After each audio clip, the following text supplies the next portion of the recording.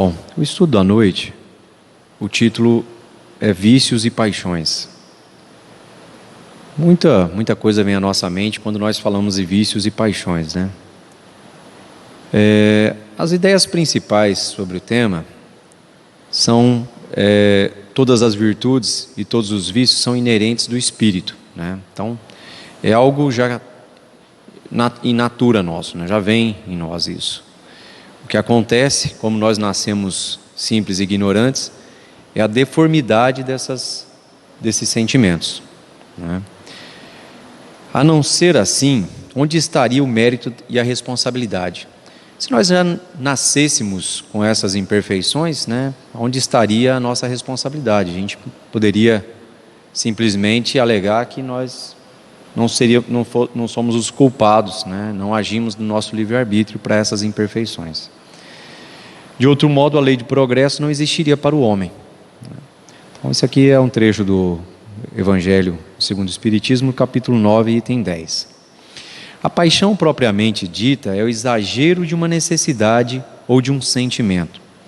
Está no excesso e não na causa, e este excesso se torna um mal, quando tem como consequência por um mal qualquer. Toda paixão que aproxima o homem da natureza animal, afasta-o da natureza espiritual. Todo sentimento que eleva o homem acima da natureza animal denota a predominância do espírito sobre a matéria e o aproxima da perfeição. Isso também de Kardec, do Livro dos Espíritos, questão 908. No combate aos vícios e às paixões é importante manter-se vigilante. Quando surge em nós um mau pensamento, podemos, pois, imaginar um espírito malfazejo a nos atrair para o mal, mas a cuja atração somos totalmente livres para ceder ou resistir, como se tratasse das solicitações de uma pessoa viva. Devemos, ao mesmo tempo, imaginar que, por seu lado, o nosso anjo da guarda ou espírito protetor debate em nós a má influência e espera com ansiedade a decisão que vamos tomar. A nossa hesitação em praticar o mal é a voz a nossa hesitação em praticar o mal é a voz do Espírito bom a se fazer ouvir em nossa consciência. Então, os vícios, né, a palavra vício, se a gente for ver a tradução dela, na verdade vem do latim, é uma falha, um defeito, né? Apresenta vários significados nos dicionários, mas no que diz respeito aos vícios humanos, é todas as imperfeições que nós ainda temos, né, dentro de nós. Não é, às vezes a gente fala de vício, vem o cigarro, a bebida, né, mas falar mal do próximo é um vício, o orgulho é um vício, a vaidade, o egoísmo, né, e quando atrelado junto com a paixão, né, aí piora a situação. A paixão, quando ela é desenfreada, ela trabalha juntamente com o nosso vício. Então, podemos considerar como sendo imperfeições graves, disposição natural para praticar o mal e cometer ações contrárias à moral. Porque o vício é contrário à virtude. Então, toda vez que o nosso objetivo, o nosso propósito é o quê? É transformar os vícios em virtudes. Esse é o nosso propósito. Tendência ou conduta superficial, prejudicial ou censurável, capaz de realizar algo indecoroso, nocivo ou censurável. A doutrina espírita analisa a questão do vício de forma mais abrangente, considerando as aquisições do espírito imortal que existe, pré-existe e sobrevive à morte do corpo físico. Considera que as más tendências citadas nos compêndios médicos e filosóficos resultam das experiências infelizes vivenciadas pelo ser humano na existência atual e nas passadas, e sempre decorrentes do seu nível de evolução moral e intelectual.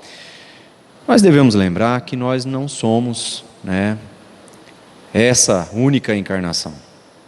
Nós somos um acumulado de existências. né? Hoje, esses vícios que habitam em nós, a maioria deles, para não dizer todos, não são dessa vida. Alguns, às vezes, a gente já conseguiu trabalhar boa parte, então a gente tem algum resquício ainda. Outros a gente tem vivamente dentro de nós ainda, e quase sempre vem à tona, né? Mas ainda o que mais dificulta trabalhar os vícios e as imperfeições é a observância da existência dessa imperfeição. Nós temos uma dificuldade tremenda em enxergar essa dificuldade em nós.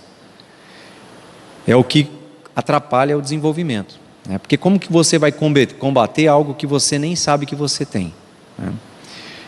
Como espíritos, evolui a cada experiência reencarnatória, e no plano espiritual, as más tendências são substituídas pelas boas, de forma que o homem vicioso de hoje será o homem virtuoso de amanhã. Esse é o nosso objetivo, né? Por isso que aquela lição do livro dos Espíritos, né, da frase do sábio que conhece-te a ti mesmo, é tão necessária e se faz presente, acho que em todo estudo evangélico, porque o problema está em nós, né? A gente tem dificuldade, eu não sei se é Gandhi que falava que a humanidade ela caminha como se fosse numa fila indiana, uma fila indiana um atrás do outro, com um alforje vestido no pescoço. Alforje é aquela sacola que você usa no cavalo, que tem 2 bolsos, um de cada lado, né? Você joga em cima do cavalo, fica um bolso para cada lado. Então é como se você andasse com um alforje daquele no pescoço, só que com uma sacola para frente e outra para trás. Aqui na frente, na sacola da frente, a gente coloca todas as nossas virtudes. Então a gente caminha olhando para as nossas virtudes. E nas costas, a gente coloca as nossas imperfeições, os nossos vícios. Então, como eu estou andando numa fila indiana, quando eu olho para o próximo, eu vejo o quê? As imperfeições dele. E quando eu olho para mim, eu vejo as minhas virtudes. Então a humanidade, ele diz que ela caminha dessa forma, enxergando os defeitos do outro e as suas virtudes. Então, enquanto a gente não conseguir mudar esse ponto de visão, entender que tudo que acontece, né, que não me agrada, me descontenta, que eu vejo como um mal, a origem é dentro de mim, eu vou ficar buscando fora. E sempre que eu estiver buscando fora, eu estou longe de encontrar a solução, porque não é fora, é dentro. A gente costuma dizer, fulano me humilhou. Ninguém tem condição de humilhar ninguém. A gente se humilha porque a gente é orgulhoso. Então alguém fala alguma coisa, você se sente humilhado, mas ninguém enfia a humilhação dentro de você. É um sentimento que você tem lá dentro. Na verdade, a pessoa só aperta um botão e você desperta aquele sentimento. Então, como que nós devemos fazer com nos nossos vícios? É mediante o sentimento de sofrimento. Quando a gente está sofrendo por algo, é identificar nesse sofrimento a causa. Mas por que eu estou sofrendo tanto por causa desse amigo meu do trabalho? É porque ele acha que é melhor que eu, porque ele é promovido e eu não sou, porque ele senta numa sala maior e eu não sento, e eu me incomoda ver ele sentado numa sala maior que a minha, com um cargo melhor que o meu. Você sofre com isso, mas cabe a você identificar, mas por que eu sofro quando eu vejo um amigo meu numa posição melhor? Por que eu sofro quando eu vejo alguém comprando um carro que eu gostaria de comprar? Tem uma história que o Rossandro conta, né, que você compra o carro dos seus sonhos, está lá empolgadíssimo, com aquele cheiro de carro novo, feliz, animado, e você lava ele no sábado de manhã, aquela lavada de carro novo, que você fica lá a manhã inteira lavando o carro. De repente o seu vizinho da frente chega com um carro melhor que o seu. Sua alegria acaba, seu carro já não tem mais graça. Mas a culpa é do vizinho que comprou um carro melhor? Você vai sofrer, vai parar de sentir o prazer que você estava sentindo, a alegria que você estava sentindo, por causa que o seu vizinho comprou um carro? Aonde está o problema? Quando você tem coragem, porque muitos de nós não tem nem coragem de olhar para dentro. Quando você tem coragem de olhar para dentro de você e assumir, é o começo de tudo, é o start. Sem você dar esse ponto inicial, a gente está andando em círculos. É uma frase que diz, mais importante que a velocidade é a direção. Porque se você tiver 200 por hora na direção errada, você não está fazendo nada. Então você dando esse passo que é identificar essas imperfeições, esses vícios dentro de você, para que você comece a trabalhar isso, é o pontapé inicial, é o que a gente precisa, né? Então, o vício é todas essas imperfeições que habitam o nosso ser. E a gente precisa ter essa disposição, essa coragem para poder começar esse exercício. Eu já contei aqui uma palestra do Divaldo, que ele conta um desentendimento que ele tinha na família, né? E isso fazia ele sofrer, como nós sofremos, né? Família é justamente para isso, né? Para ter esses ajustes. Então toda vez que ele tinha esse contato, se eu não me engano era com a irmã dele, ele sofria, né? E despertava todo aquele sentimento dentro dele. E um dia, Joana de Anjos chegou para ele e falou, você vai fazer um exercício, tá? Você vai ficar na frente do espelho, você se tranca no banheiro, no lugar que você estiver sozinho, isolado, tem que ser sozinho. Você se tranca de frente para um espelho, né? E você vai ficar ali, olhando dentro dos seus olhos, por aproximadamente 1 minuto, 2 minutos, até você se sintonizar com você mesmo. Você vai olhar dentro dos seus olhos. E aí, depois que você perceber que você está sintonizado com você mesmo, você está conseguindo se concentrar ali, você começa a falar para você mesmo tudo o que você é. Mas não é tudo o que você é na rua, no trabalho. Não é o que você é para os outros. É o que você sabe que você é. E ninguém mais sabe. E você tem vergonha até de pensar. E aí ele falou que, por incrível que pareça, você fica com vergonha de falar. Só você, com você mesmo, sozinho, você tem vergonha de falar. Você é orgulhoso, você é vaidoso. E Joana fala para você citar os exemplos. Você, quando você fez isso, a intenção não era essa. Você sabe que não era. Quando você foi participar daquele evento comunitário, sua intenção não era ajudar. Você foi contrariado, né? Você foi reclamando. Você queria, na verdade, se promover, fazer uma moralzinha. Você lembrou que um amigo seu que ele ia poder falar de você depois, elogiar. Então ela pedia para você enfiar o dedo na ferida. E quem tiver oportunidade de fazer, faça. Realmente o que Divaldo falou é verdade, a gente tem vergonha. Sozinho, de frente para o espelho, a gente tem vergonha de falar quem nós somos. Porque nós vivemos através de uma máscara, né, que nós colocamos para ser aceito pela sociedade. Porque se nós fôssemos o nosso pensamento, a sociedade não aceitava a gente.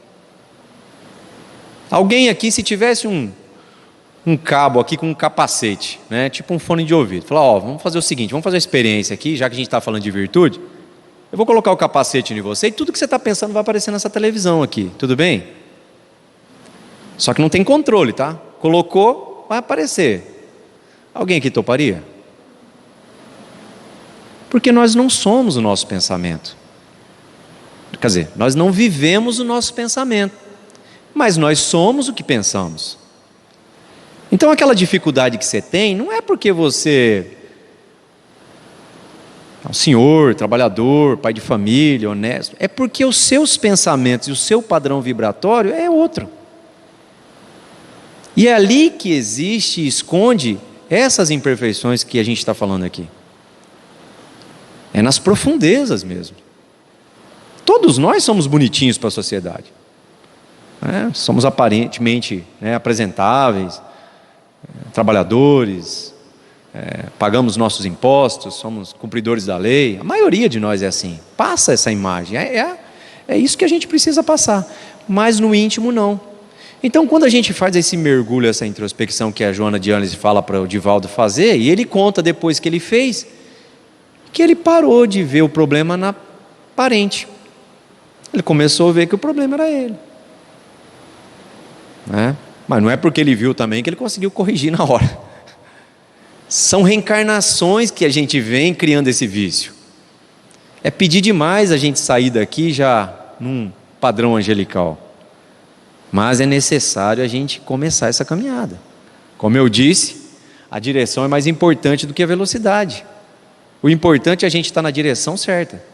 A velocidade é proporcional de cada um. Né? Uns vai mais rápido, outros mais lento. Mas que essa marcha seja constante. A paixão. A paixão é um sentimento intenso que ofusca a razão. A pessoa dominada pela paixão revela sinais físicos e psicológicos de tensão emocional. Espécie de estado febril que lhe oblitera parcial ou totalmente autonomia ou escolhas racionais. Existindo o controle das paixões, estas até funcionam como estímulo à melhoria moral e intelectual. Entretanto, em sentido oposto, se a razão não impõe a sua vontade em relação à paixão, é fácil o indivíduo perder o controle emocional, desarmonizando-se espiritualmente, situação que pode arrastá-lo aos vícios ou a comportamentos nocivos. Então a paixão, na verdade, é uma mola propulsora. Ela é um motor. É um motor. É igual um carro. O carro é bom ou é ruim? É bom. Mas no Brasil, a maioria das mortes no Brasil é através do carro. Então ele é bom ou ele é ruim? Continua sendo bom. O que faz ele matar? Quem está dirigindo. A paixão, ela é um estímulo. O que vai definir se ela é boa ou ruim é quem vai dirigir ela. Então, quando ela é dirigida pela razão, nós temos assim, por exemplo, Einstein era um apaixonado pela física. Hitler também era apaixonado por uma raça pura, pelo seu idealismo. Medicina. Quantas descobertas nós temos na medicina? A maioria é movida por uma paixão. Artistas, toda série de pessoas, né? Nosso relacionamento conjugal também, que a gente, paixão na maioria das vezes a gente só lembra de relacionamento. Também, quando você tem um relacionamento que você é apaixonado, você consegue ter um relacionamento sadio, constituir uma família, amar seus filhos. Mas quando você não tem, o que você consegue? Essas situações que a gente vê de notícias de ex que matou ex, em nome do quê? A paixão. Sem controle, sem razão. Então, a paixão também é nata em nós, é um sentimento que nasce em nós. Agora, se é uma paixão boa ou paixão má, ao longo das nossas existências, das nossas experiências, nós vamos moldando isso. Ensinam os espíritos iluminados que as paixões são como um cavalo, que só tem utilidade quando é governado, e que se torna perigoso quando passa a governar, com certeza. É como a gente falou do carro. É bom, mas tem que ter controle. Reconheceis, pois, que uma paixão se torna perniciosa a partir do momento em que não mais conseguis dominá-la, resultando num prejuízo qualquer para vós mesmos ou para os outros. Como a gente disse, quantas pessoas matam em nome do amor? Movido por uma paixão. As paixões são alavancas que decuplicam a força do homem e o auxiliam na execução de desígnios da providência. Realmente, como a gente citou, uma pessoa como Einstein, que não fazia outra coisa a não ser movido por um motor incessante. Tem uma série acho que até disponível no Netflix, conta a história, chama Gênios, conta a história de Einstein. Ele tinha uma fome por aquilo, né? Ele queria saber mais o tempo, né? Então, assim, a mesma descoberta de Einstein, né, que provocou uma bomba de efeitos catastróficos, é a mesma energia que trata o câncer no hospital. É a mesma, né? Então, é o que? Aplicação movido pela paixão. Quando a razão determina o que eu faço com o direcionamento da minha paixão. Então, quando eu comecei a preparar esse material, ler esse material para o estudo, eu entrei no Livro dos Espíritos e vi a questão 907, que fala justamente sobre o princípio, né, da paixão. E Kardec perguntava o seguinte: o princípio das paixões, sendo natural, é um mal em si mesmo? Então, o princípio da paixão é um mal em si mesmo? Não. A paixão está no excesso provocado pela vontade, pois o princípio foi dado ao homem para o bem, e as paixões podem conduzi-lo a grandes coisas, movido pela paixão. O abuso a que ele se entrega é que causa o mal.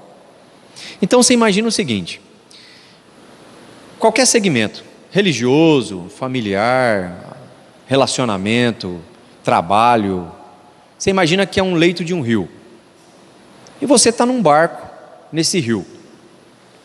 De um lado você tem a margem direita, a margem esquerda, e você está centralizado.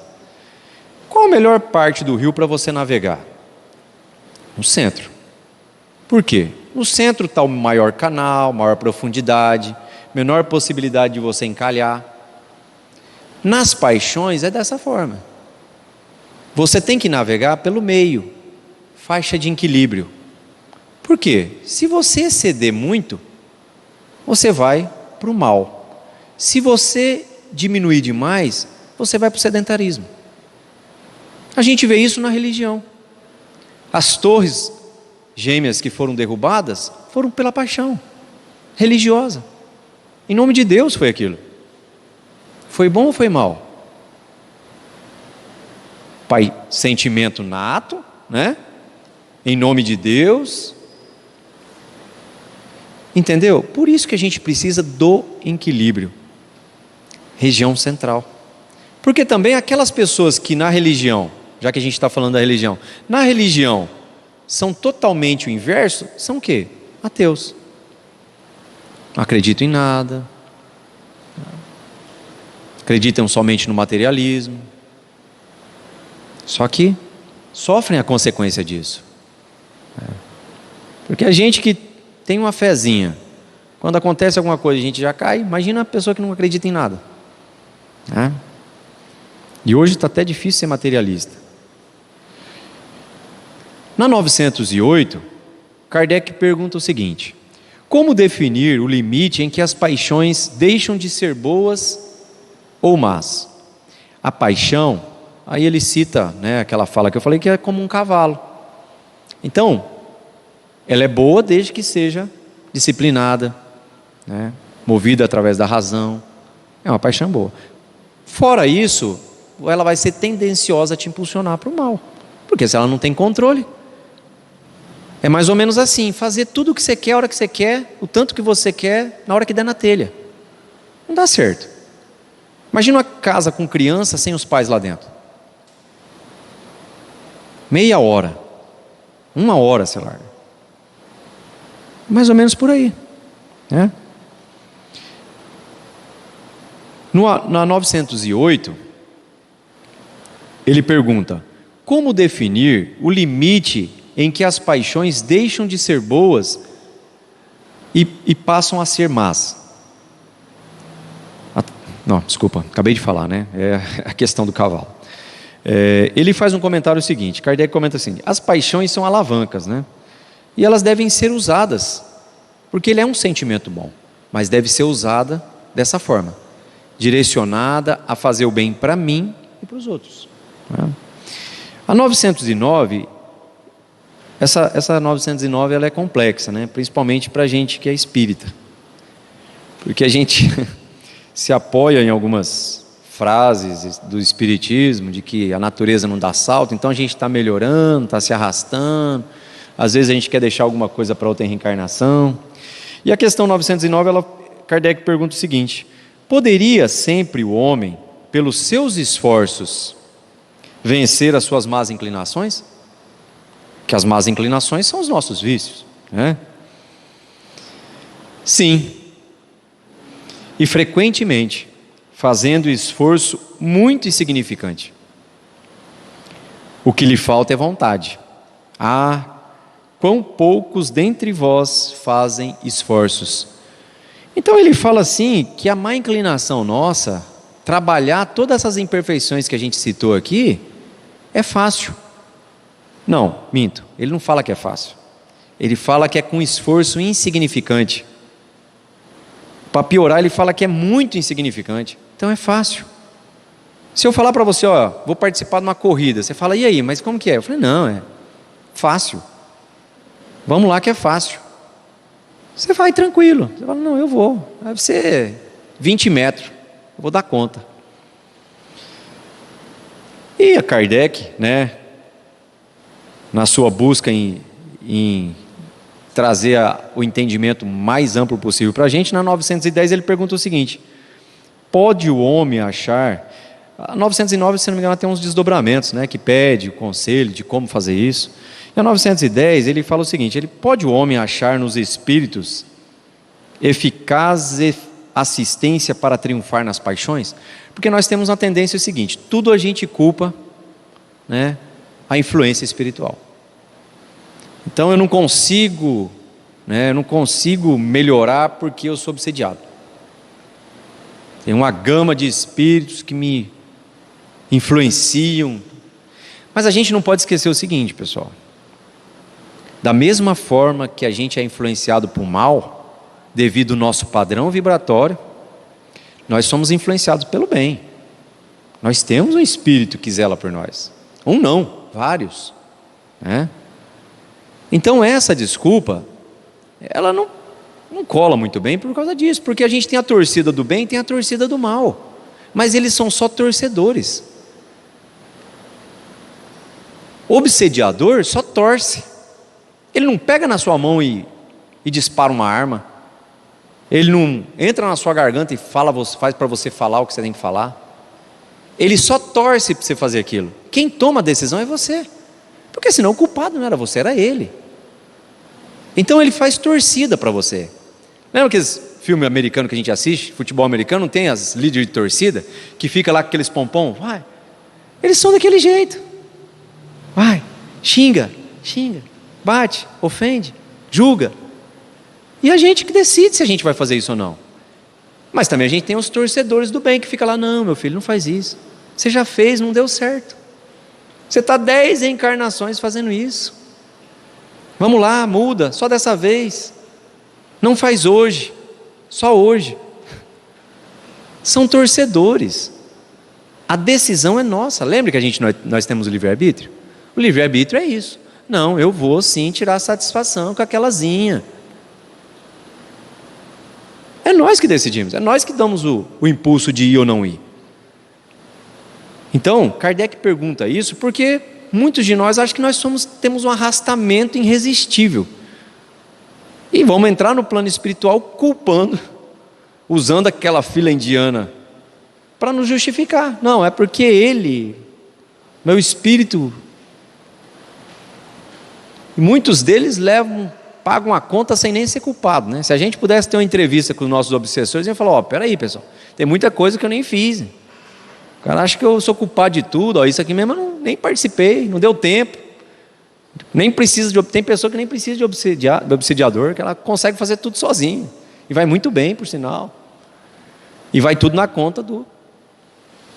Então, meus irmãos, a gente tem que aprender a fazer isso. Dar esse passo, né, interior de nos conhecer. Fazer aquele exercício que Santo Agostinho ensinou. É Santo Agostinho, né? Que ensinou o exercício? de chegar no final do dia, porque a gente faz esse exercício, mas o problema é que a gente faz uma vez por ano. 31 de dezembro, meia-noite, 45, a gente, eu nunca mais vou. E faz aquelas promessas doidas, né? Quer fazer uma retrospectiva anual, sendo que a gente não lembra o que a gente almoçou ontem. Então a gente tem que fazer a retrospectiva diária mesmo. Hoje, na hora de dormir, você para 5 minutos e pensa: o que você fez? Que atitudes você teve? Que sentimentos tocaram o seu coração? Você sentiu raiva em algum momento durante o dia? Que momento foi esse? Por que você sentiu raiva? O que aconteceu? É dentro ou é fora? É que eu estava saindo da garagem da minha casa e o cara buzinou, eu já xinguei ele. É porque meu patrão, é porque minha esposa, já está buscando aonde? Fora. Então a primeira coisa quando você vai fazer essa retrospectiva, essa autoanálise, primeira coisa, identifica isso. Onde você está buscando? É fora? Então para e começa de novo, está errado. Tenta achar dentro. A hora que você começar a achar dentro de você, você está começando a entender a moral da coisa. Então, meus irmãos, só para finalizar, eu vou ler. Estava fazendo uma pesquisa, achei esse, parece um poema, mas não tem título. E ele só fala o seguinte: nesse sentido, enfasa Emmanuel que é necessário adquirir conhecimentos sobre as normas que regem os usos e os abusos, permitindo assim que a criatura humana se situe plenamente dentro do processo de melhoria espiritual.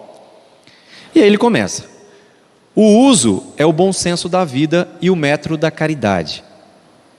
Vida sem abuso, consciência tranquila. Uso é moderação em tudo, abuso é desequilíbrio. Uso exprime alegria, do abuso nasce a dor. Existem abusos de tempo, conhecimento e emoção. Por isso, muitas vezes, o uso chama-se abstenção. O uso cria a reminiscência confortadora, o abuso forja a lembrança infeliz. Saber fazer significa saber usar.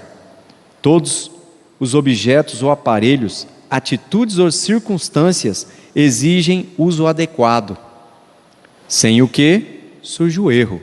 Exemplo que nós citamos do carro, né? Uso adequado. Doença, abuso de saúde.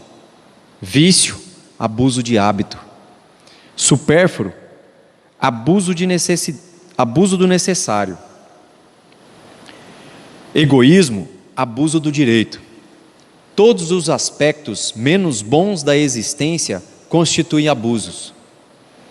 O uso é a lei que constrói, o abuso é exorbitância que desgasta. Eis porque progredir é usar bem os empréstimos de Deus. Então, com essas palavras de Emmanuel, vamos encerrar o nosso estudo da noite, elevando o nosso pensamento ao nosso bondoso Pai, ao Mestre Jesus, a toda a espiritualidade amiga que nos acompanha, nos inspira, nos ajuda, nos ilumina. Que possamos, nesta noite de hoje, durante o nosso sono do corpo físico, ir a um processo de estudo e reflexão sobre as lições da noite. Que possamos aprender, mas principalmente vivenciar os ensinamentos do nosso Mestre Jesus. As palavras que vêm como uma fonte de água fresca refrigerar os nossos corações em chamas. Que possamos a cada dia dar um passo na direção certa do autoconhecimento e da melhora da reforma íntima. Que assim seja.